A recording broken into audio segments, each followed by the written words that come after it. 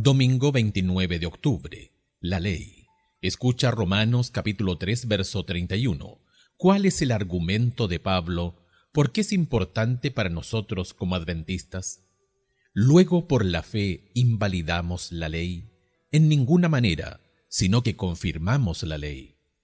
En este pasaje, Pablo declara enfáticamente que la fe no anula la ley de Dios. Sin embargo, aun aquellos que guardaban la ley, incluido todo el conjunto de leyes del Antiguo Testamento, nunca se salvaron por ella.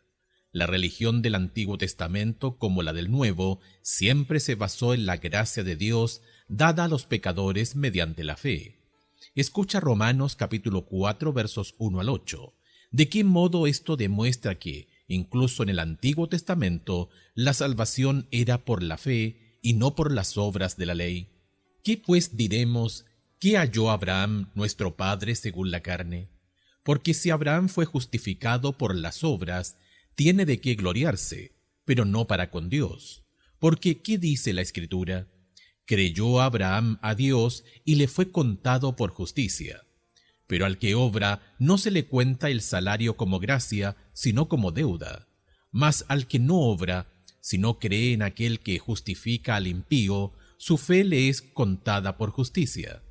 Como también David habla de la bienaventuranza del hombre a quien Dios atribuye justicia sin obras, diciendo: Bienaventurados aquellos cuyas iniquidades son perdonadas y cuyos pecados son cubiertos.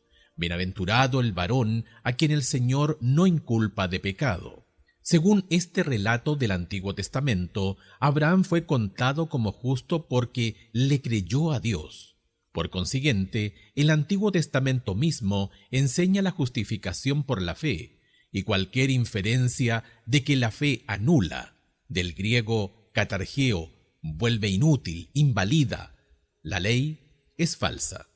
La salvación por fe y la gracia se enseñan como parte integral del Antiguo Testamento. Por ejemplo, ¿qué era todo el ritual del santuario sino una representación de cómo se salvan los pecadores, no por sus obras, sino por la muerte de un sustituto en su lugar? Además, ¿qué otra cosa puede explicar la manera en que David fue perdonado después de la sórdida aventura con Betsabé? Por supuesto que no fue la ley la que lo salvó, porque violó tantos principios de la ley que ésta lo condenaba en varios puntos. Si David hubiese tenido que salvarse mediante el cumplimiento de la ley, de ningún modo sería salvo. Pablo presenta la restauración de David al favor divino como un ejemplo de la justificación por la fe.